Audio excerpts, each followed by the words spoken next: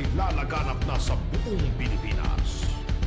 Live mula sa People's Palace, ito ang Mula sa Masa, para sa masa. Ihahatid sa atin ni Pangulong Rodrigo Roa Duterte kasama si Rocky Ignacio ng People's Television Network. Tutok na, huwag kakalas.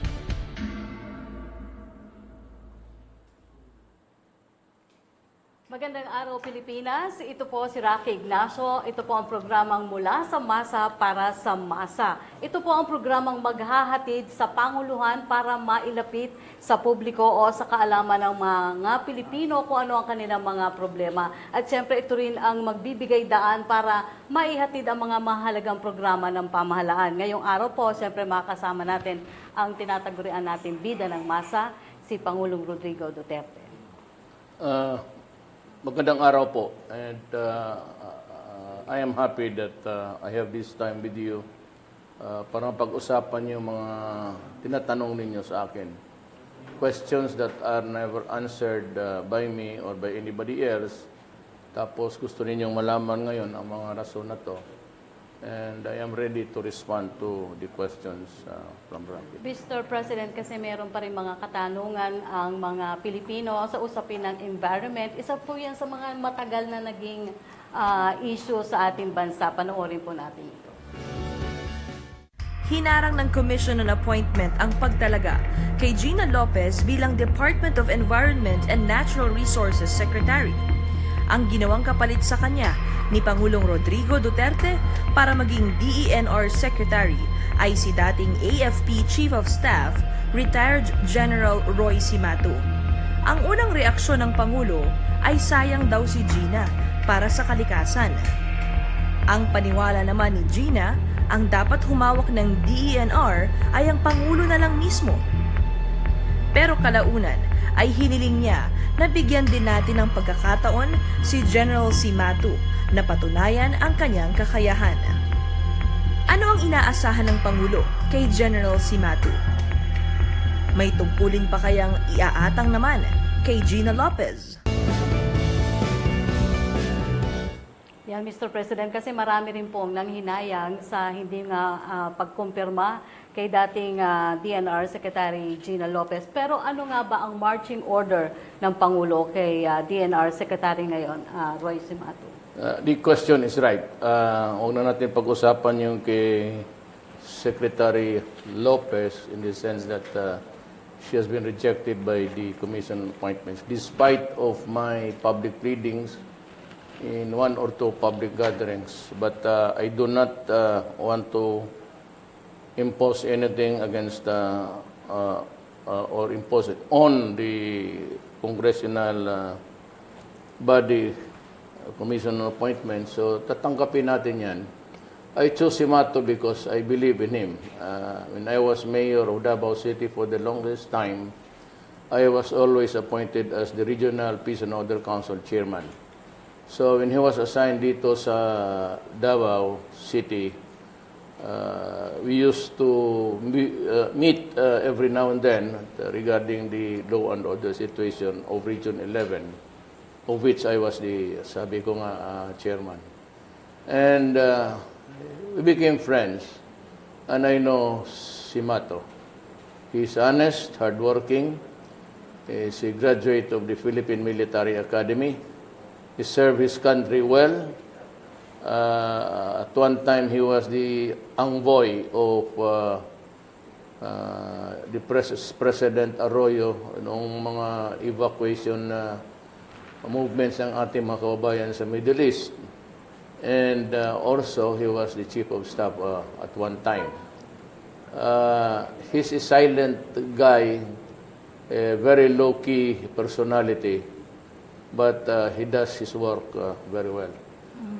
Yung mining naman is, there is a, what you would call the description of your work. All you have to do is to read the law creating that bureau, mining, or the larger view would really be the DNR.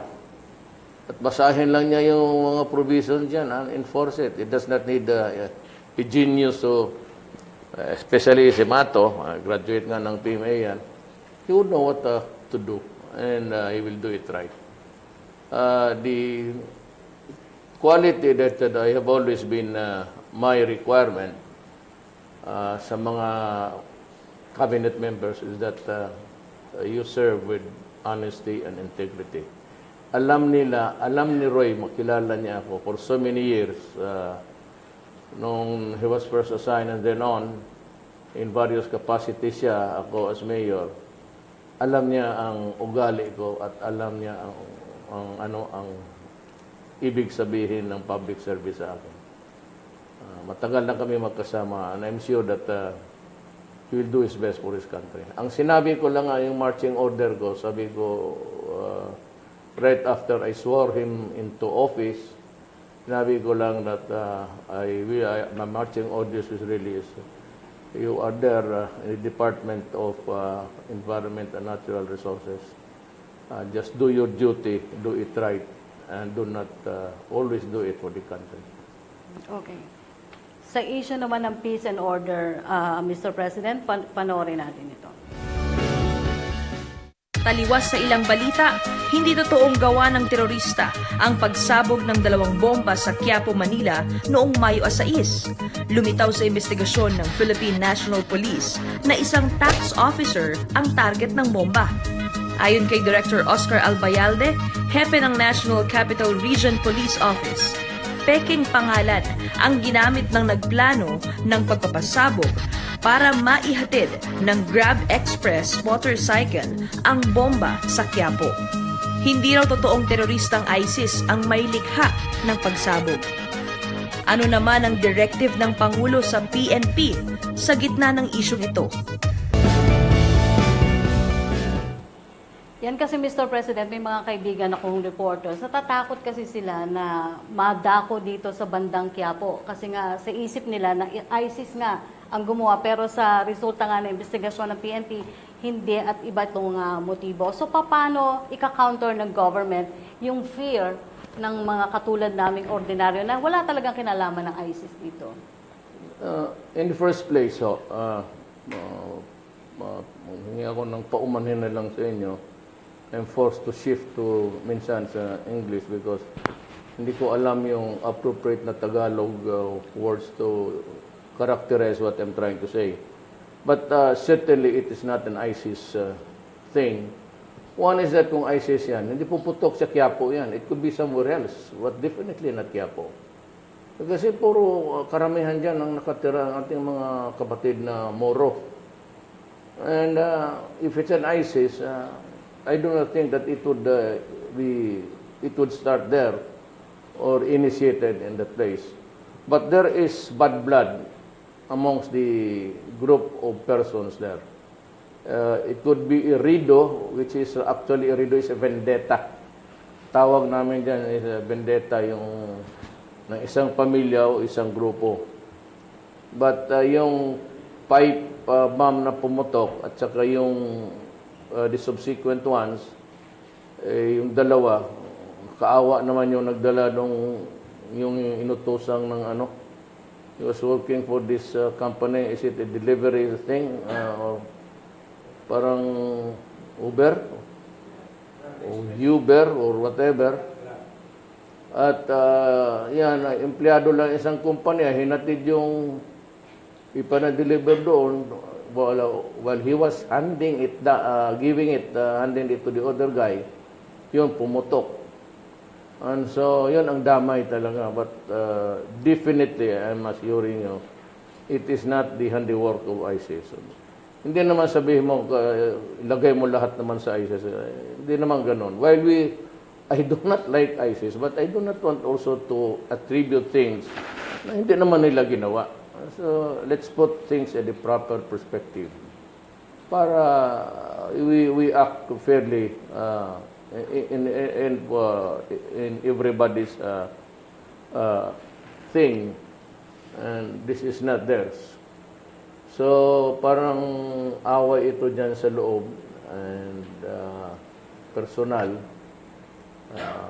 Always, I think it's money. But if there is something else in the theory, I do not know. But it could always, I say, begin with money matters. Well, almost all quarrels begin with money.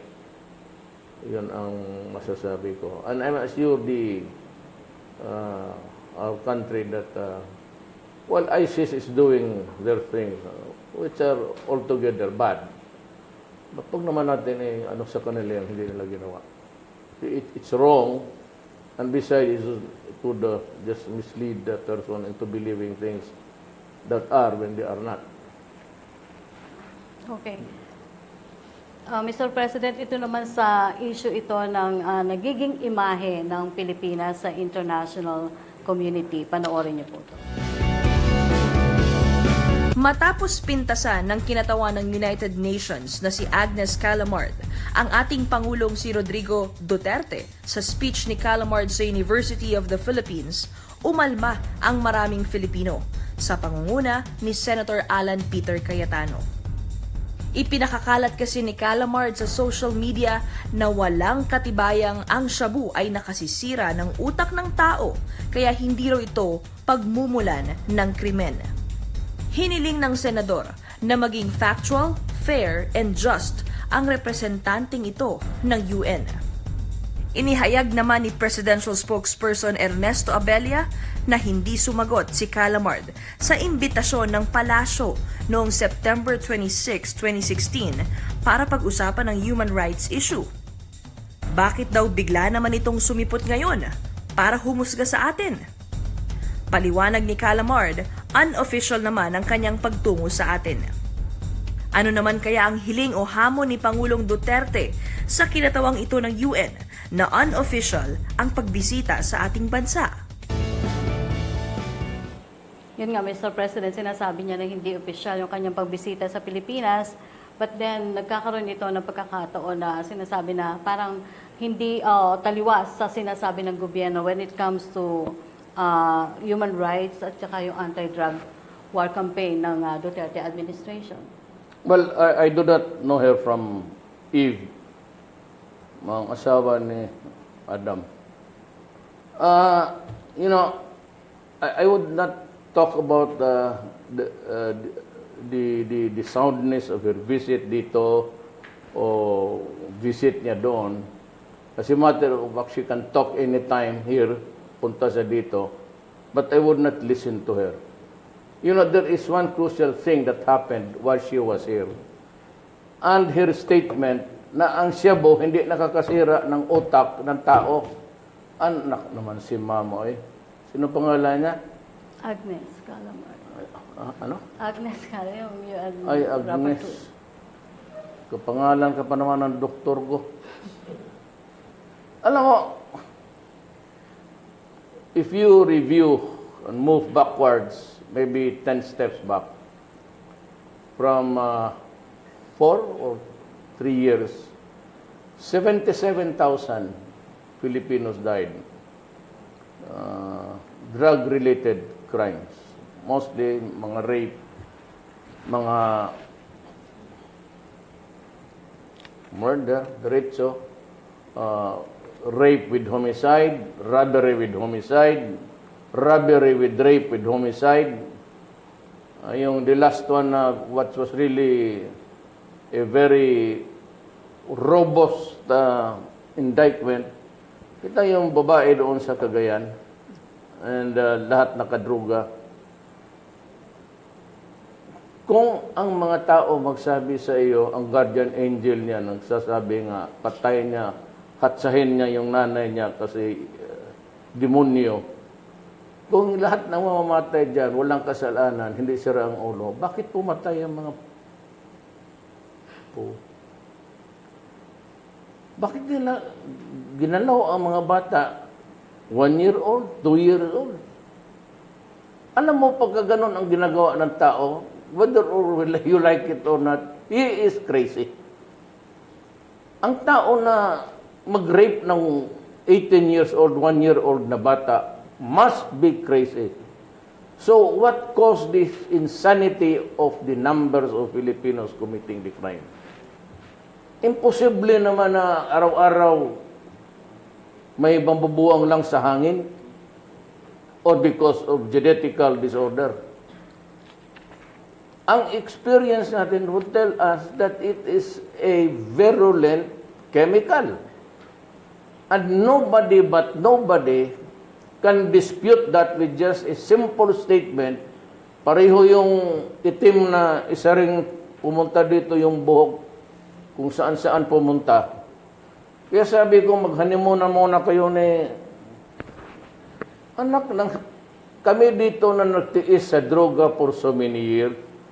Ako yung mayor 23 years. Halos gabi-gabi ako nagpapatrolya noong bago pa akong mayor. You want to dispute that with the statement without any factual basis? You did not even mention or pronounce something that is connected, study, that is connected with drugs. How can you be so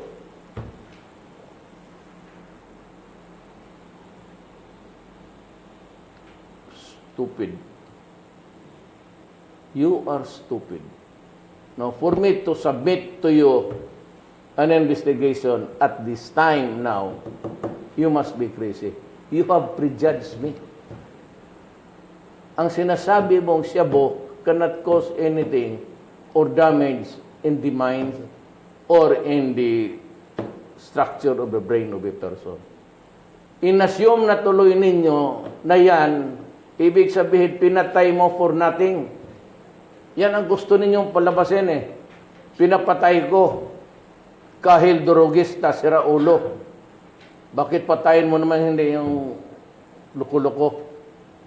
Ngayon, sinabi ninyo yung drugs, okay yan, parang aspirin lang yan, at pinatay mo pa.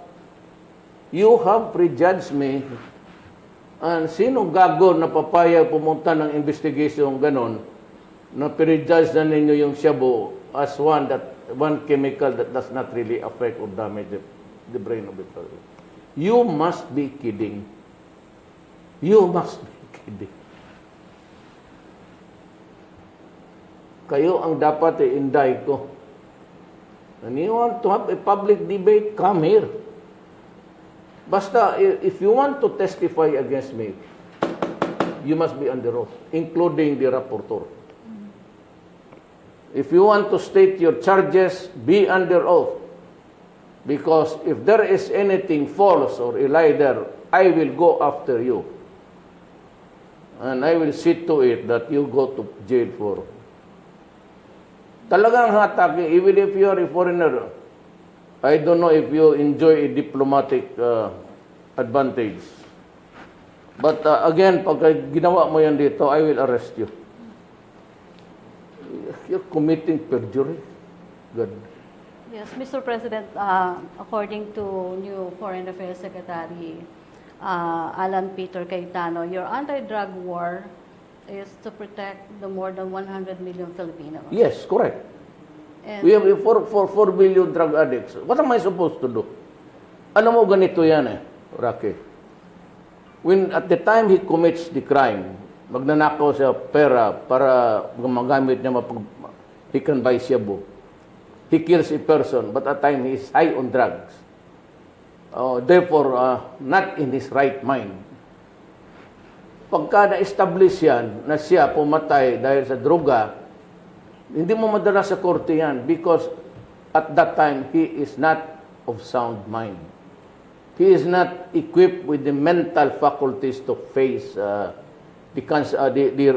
discern what is right and what is wrong. Ngayon, kung hindi siya gago noon, hindi siya buwang, but at the time of the trial, buwang na siya, about 6 months after, overuse of the chemical shabu, hindi mo na rin sila mademanda. And they cannot stand trial because the court will say, look, he cannot stand trial because he's crazy. And so in between, far and wide, the victims now, who will answer for these crimes? Hindi mo naman mahabol kasi out of his mind nga nung ginawa niya. O yung ginawa niya of his right mind, but at the time of the trial, wala na, sabog na. Sino ngayon ang babayad nitong problema? Who will now answer for this loss of so many lives. And who will now take care of this 4 million? Madali lang sabihin niya sa inyo. Kita mo naman sa Amerika. Tapos sila, it was not until with the advent of everybody being conscious of human rights. Wala ito noon eh. But in the early 60s, itong Amerika, itong EU, but lalo na Amerika, in their desire to be civilized, to be known as a civilized state, started going around giving assistance for the promotion of human rights. Wala pa yan Cebu. Not even money to combat Cebu. Only the promotion of human rights. Karamihan on mga political, mga biktima sa political vendetta. Either because the dictator is the ruler, is harsh or putting in prison many of his political enemies. Doon nag-umpisa yan. Ngayon, they rumbled into so many things. Marijuana, bawal noon, patayan, tapos suddenly they realize, marijuana pala, hindi, okay yan. So nagbibigay na sila ng marijuana. Ay, yung pinatay ninyo noon, paano yun? Kung ang marijuana pala okay, pinagbibigay na ninyo ng libre ngayon. So what happened to those who were arrested and who overkilled in the process? Sinong managot doon? Gobyerno, kayo. Tapos pupunta kayo dito sa amin, tinuturo ninyo kami. Na sa amin, alam namin na bawal talaga. Nasa batas namin eh. See. And if they are arrested, and they do not want to be placed under the custody of the law, but rather would fight, makipagpatayan, makipagsaksakan, and they are killed. And you are pointing it to me, wala naman akong inutusan na patayin niya nakatalikod o nakaluhod. So, dapat kayo ang may tupak. Siguro, kayo ang nagmarijuana noon. Yung ulo ninyo sira. How about the drug bust operations noon ng marijuana na namatay? Kinulong ninyo ng 99 years. Aggravating because the crime of rape was committed by the use of drugs. So maximum of 60 years, 50 years. Who will now pay for this? Following your theory, who will now pay for this?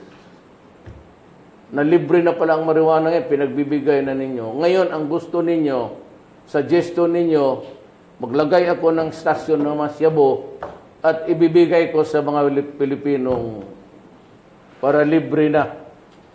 May tanong ako sa inyo. Kayong lahat dyan sa human rights, magsabi lang kayo ng totoo, ha? Hindi ako magalit.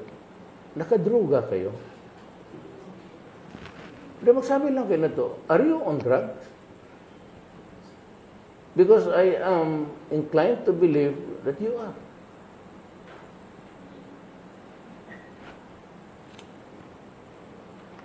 Mr. President, Magbigay ako ng... Kung maglagay ako ng Cebu dito ngayon, ikaw, kunin mo. Hindi ako marunong. Sinabi na... Mr. President, yung kampanya mo kontra illegal na droga, talagang sinusuportahan yan maski ng mga Pilipino abroad. Pero nasa na nga ba ang anti-drug war ng Duterte administration? Sinabi ko sa inyo ganito. Yung general statement ko, mayor pa ako niya. Yung sinabi ko, huwag niyo sirain ang mga anak namin. Kasi pag kami ang tumanda, karamihan ito sa kwarto nito, puro gobyerno lang to. So, wala kaming mga salary na pwede kaming Ako kasi presidente na, maybe 9 months straight sa hospital, the best services, lahat, first class. Pagdating ng 9 months, tabla na ako. Yung mga mas mahirap pa sa akin. Sino magbili ng oxygen nila? Sino magbigay ng medisina sa kanila? Sino magsusubo ng lugaw sa bunganga nila? Kayo, utang nila. Madali sabihin yan eh. Who will suffer? It's the Filipino, the child na inasahan namin, na inalagaan namin ng mabuti, tapos Mabuang lang sa ganun. Now here comes with a ridiculous suggestion that I place drugs in strategic places for them just to use it, and when they are drunk. After all, ganito when all has been said and done, at the end of the day, the Republic of the Philippines will collapse. Who's gonna revive it? Who's gonna help them? My countrymen. Who's gonna rehabilitate my country from the onslaught of drugs? Kayo? Kayo mga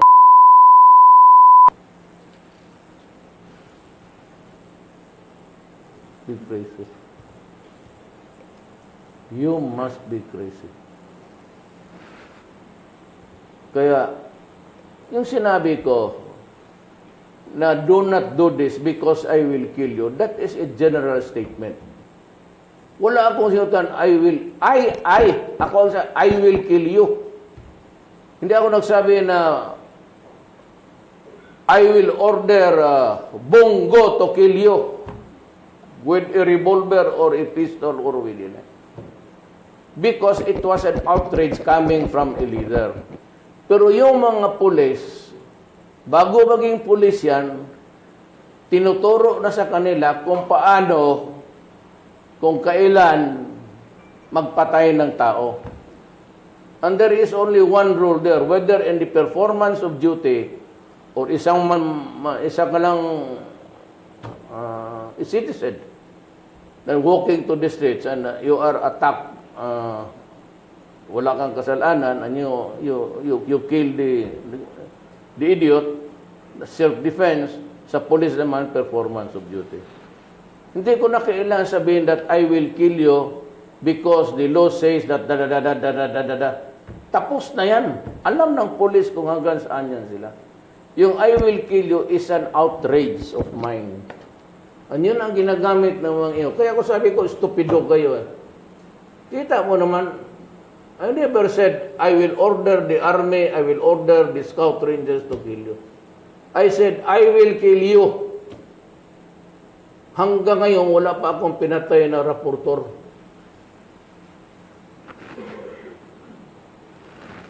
Sinong pinatay ko? I will kill you. That is a generic thing. Okay. Kasi yan ang galit ko nung mayor ako. Yan ang galit ko ngayon. You know what? You must understand that I am not just a mayor or was a mayor for nothing. Now, my job there was to run around, and my job was to build the city. When I was elected president, my job was to build a nation. Stop. Speaking building a nation, Mr. President, maganda yung pagkilala sa iyo ng international community. Even Chinese President Xi Jinping invited you dun sa international, yung One Road, One Belt, international Yes, cooperation. it's a framework for really progress. And China has a large participation there, including maybe the financing of projects that would be critical in building that hypothetical road. It's not a road, it travels around the sea. Papuntang Pilipinas, then to Malaysia, down to Indonesia, then maybe Australia. Are we ready to embark on the road to progress? Fasten your seatbelt and get ready. On board are 29 foreign heads and dignitaries from different countries. In this journey is a passenger with an important role, the President of the Philippines, President Rodrigo Roa Duterte. What is our direction to promote the Philippine economic development? It's basically an ambitious project or initiative by China to revive the old Silk Road, or the routes, the routes along the Silk Road, which would link Asia, the Middle East, Central Asia with Europe. What is the intention in creating a closer and stronger partnership with the neighboring countries? The basic goal for the Philippines is how the Belt and Road Initiative can be leveraged or can be used to promote our economic interests, or promote our economic development. What are the bilateral relations that will be driven by friendly cooperation and projects that would benefit the Philippine economy, trade, culture and arts, and not by dispute? There might be bumps and cracks on our way up. With this program, we will surely reach our progress. This is One Belt, One Road. Pero isa yan sa mga makikreate dun sa target mo na dagdag opportunities and trabaho sa mga... Yes, because China would build the industries for you to export and import. So kung ano ka malakas ka dyan, gaya ng Pilipinas, sa agricultural type, because whether you like it or not, we are agricultural-based country, then we start to improve on that and maybe expand. Kung ano yung pinakamarami sa iyo, yun, mining, mine and produce more. So you need money really to grow up in this world. Pero yung in-appoint mo si Foreign Affairs Secretary Alan Peter Cayetano, nagkaroon na kayo ng conversation or discussion kung paano i-deal yung issue ng Pilipinas sa South China Sea?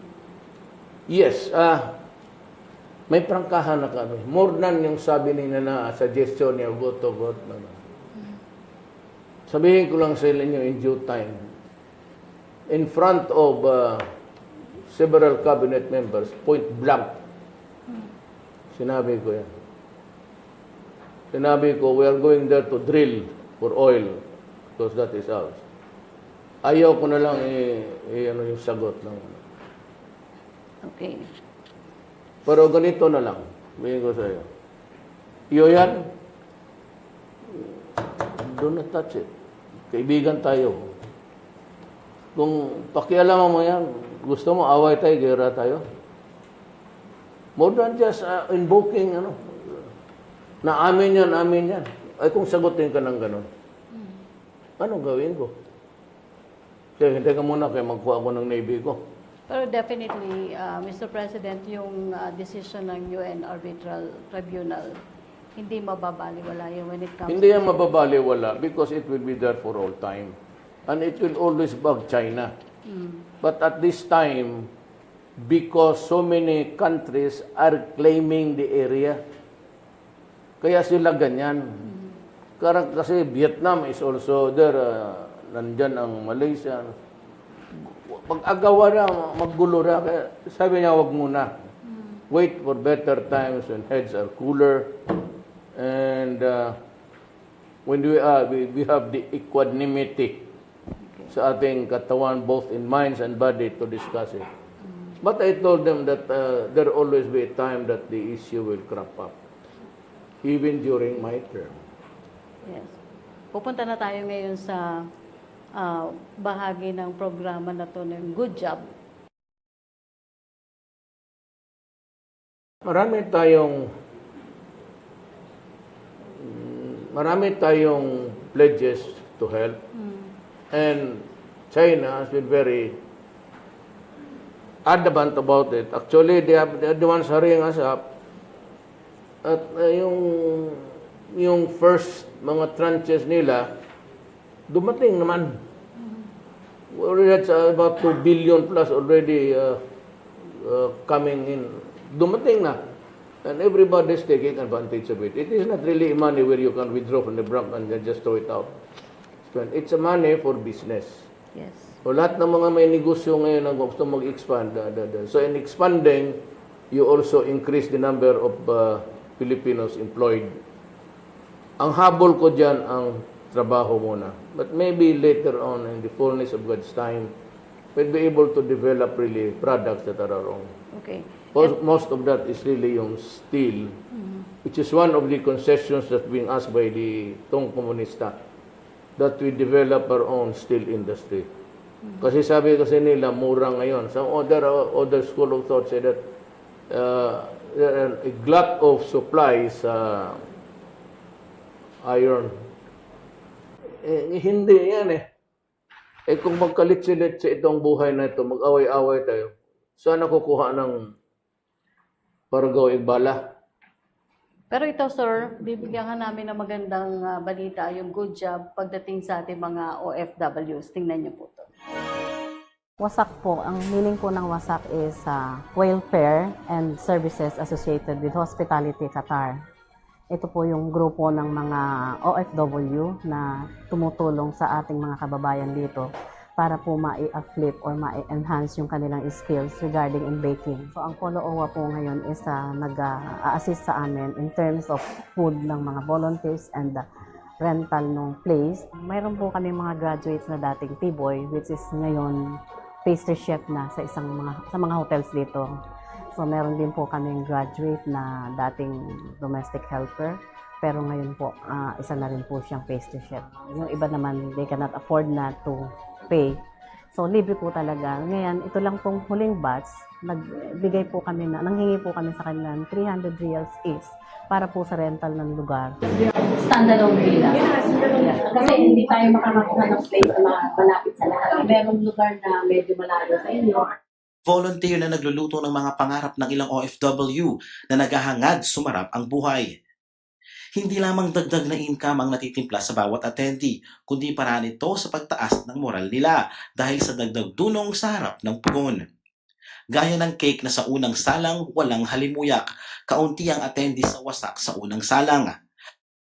Pero habang umuusok na sa pugon ng kaalaman, ay umakit sila ng maraming gustong tumikim ng matamis na pastries. Hanggat nandito po kami, willing po kami to volunteer para makatulong. Ang kailangan lang po talaga namin yung lugar. Nangangamba nga lamang si Aling Rosaline, ang hepe ng pugon, na baka mapanis ang sinimulan nilang putahe ng malusog na kapalaran para sa OFWs ng Qatar.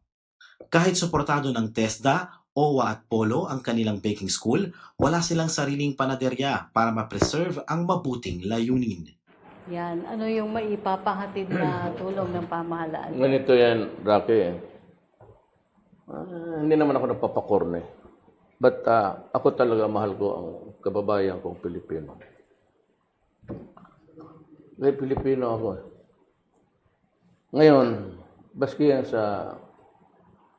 ang pangako ko na walang korupsyon.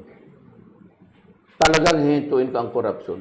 Pagka nakademanda ka ng korupsyon dito, I will see to it that kung may kasalanan ka, you are out. It goes for all. From the cabinet, may pinar-out na ako during a cabinet meeting for lying to his teeth in front of me. May mga taga-Davao ako na board me since I was mayor na sinipa mo. Ganito kasi yan para sa ating mga OFW. Sabi ko, I promised you within mga 3 to 4 years, mag-stabilize to. Wala yung droga, yung criminal will go down, then progress can really come to our country. Maghintay lang ho kayo ng kunti. Just give me time to improve things. And maawa ang Diyos, i-improve talaga tayo. Ngayon pa lang, nag-i-improve ng economy.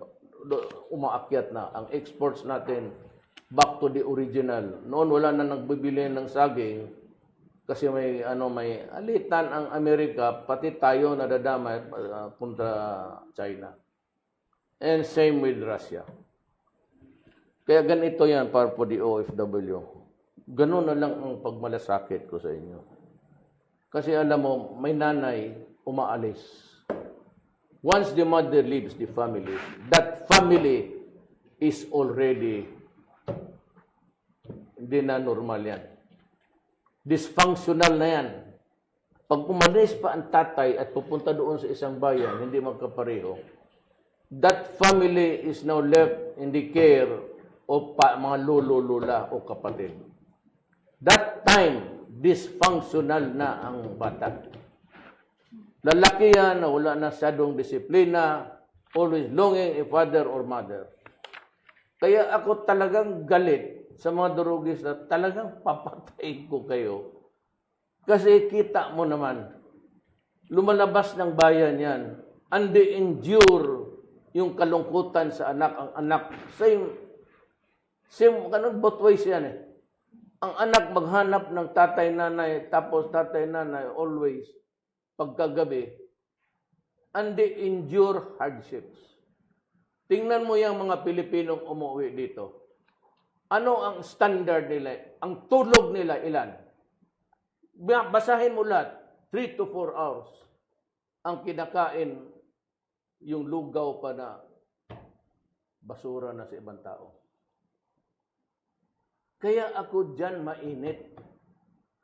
Yung iba are subjected to sexual abuse and they endure it. Para lang magkumita, maipadala sa mga anak nila para pag-aral. Only to realize at the end of the day, pagbalik nila, nasira sa siyabo o na biktima ng drug addict ang mga anak kasi walang nagbabantay. Kaya putang ina. Sabi ko sa inyo, huwag ninyo gawin yan. Talagang papatayin ko. Yes, may isa pang humihingi naman ng tulong, Mr. President. Isang OFW sa Qatar na nagtatrabaho ng legal 13 years ago. Gusto ng amo niya na maging illegal na ang kanilang operasyon, mag-recruit ng mga Pilipino na wala umanong malinis na papel ang kanilang tinututulan. Ang ganti ng amo ay pagkansela ng kanyang kontrata at nagkaanak siya tapos namatay yung asawa niya. Kaya nawalan din ng legal documents ang bata na null and void. Pakinggan natin yung story. Well, we have always the embassy, and if you have time, I will personally ask the Foreign Affairs Department to look into this, give more focus on acts of injustice, and we will do the necessary things to help you. Yan, ito, pakinggan natin, Mr. President, para mapaabot sa iyo yung hinihingi nilang tulong. Panoorin mo to. 13 taon na si Nancy Aranzanzo sa Doha, Qatar. Dito na rin siya nagkaanak, ang 10 taong gulang na si Angela. Sa panahong ito, 11 taon na ang pagdurusa nilang mag-ina. Legal ang trabaho niya noong 2004, pero hiniling ng amo niya na gumawa siya ng illegal recruitment agency sa kapwa niya mga Pilipina. Tumanggi si Nancy dahil ayaw niyang may mapahamak na kapwa Pinay. Ang resulta, silang mag-ina ang hinamak, pinakansel ang kontrata niya at parang kriminal sila sa bansang ito hanggang ngayon. Wala po kami nakuhang tulong talaga na kausapin mo lang yung employer namin.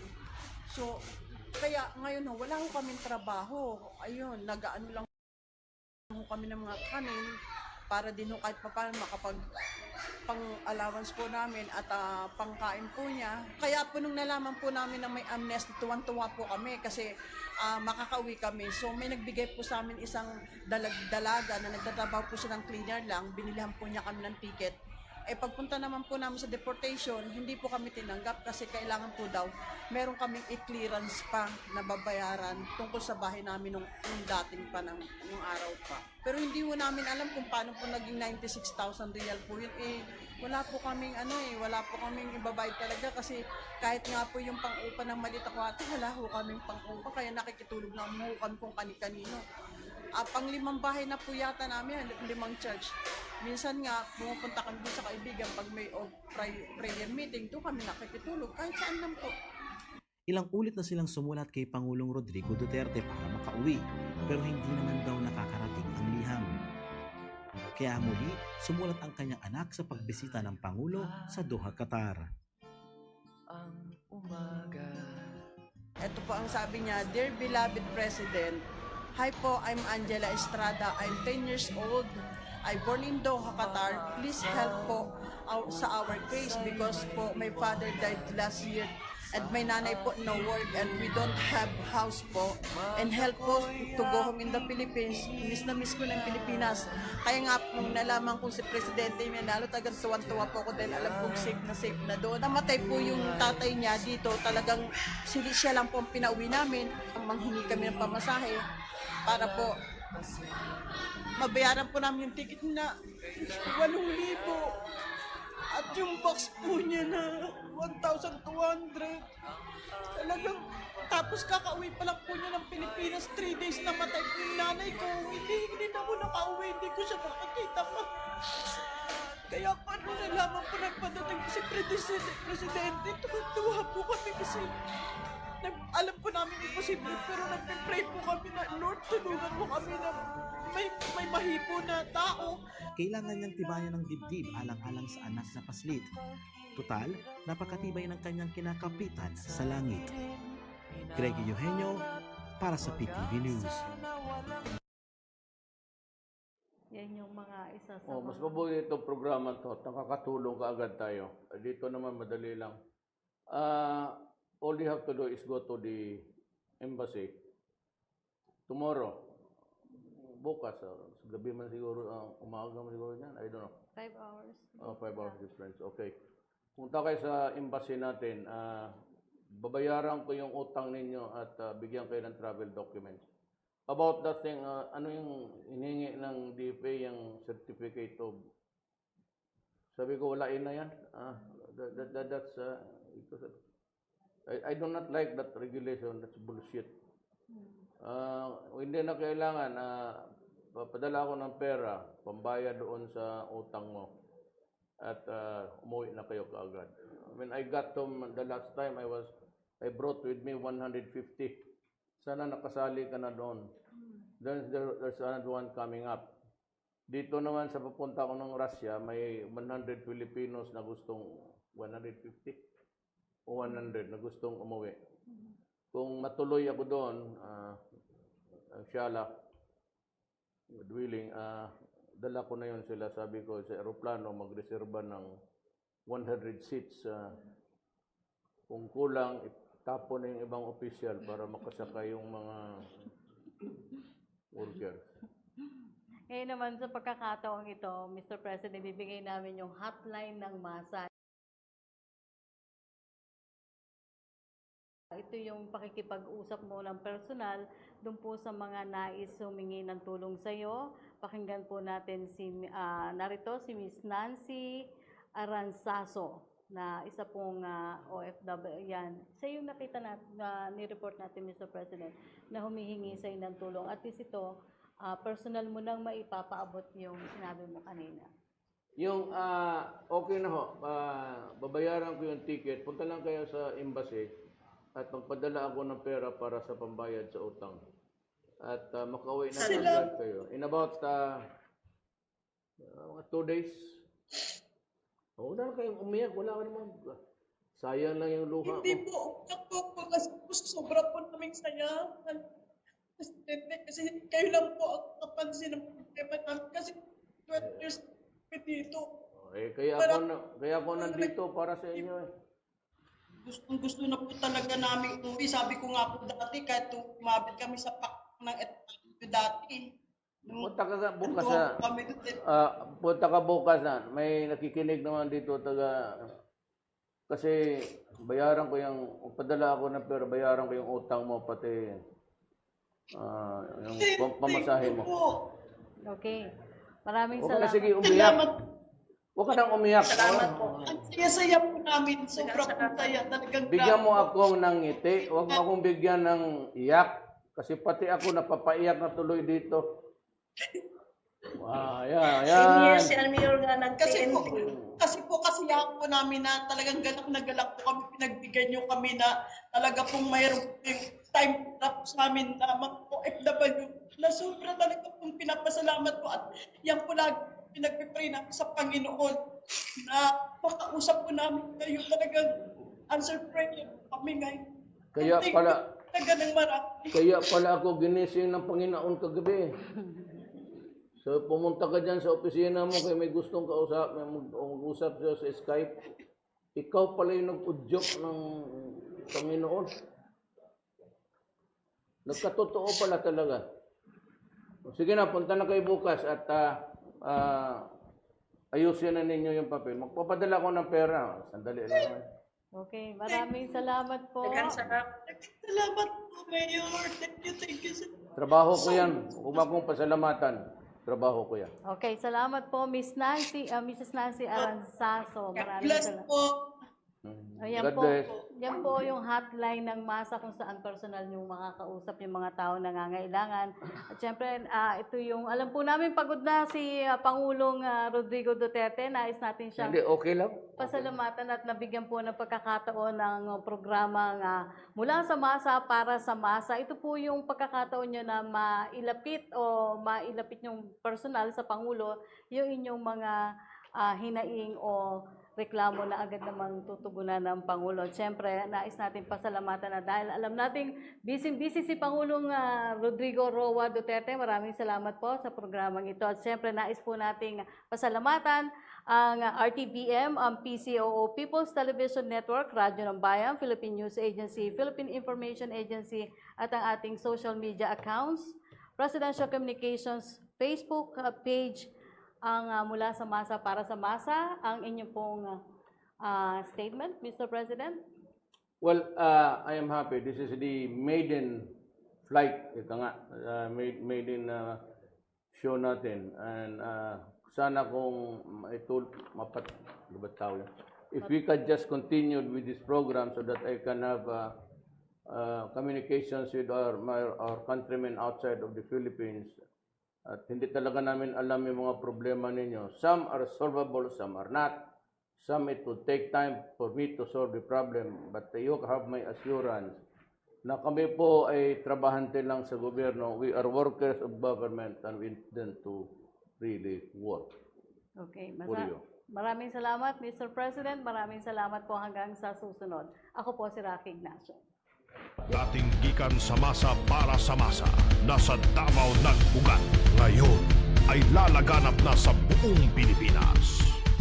Live mula sa People's Palace, ito ang Mula sa Masa para sa Masa. Ihahatid sa atin ni Pangulong Rodrigo Roa Duterte kasama si Rocky Ignacio ng People's Television Network. Tutok na, huwag kakalas.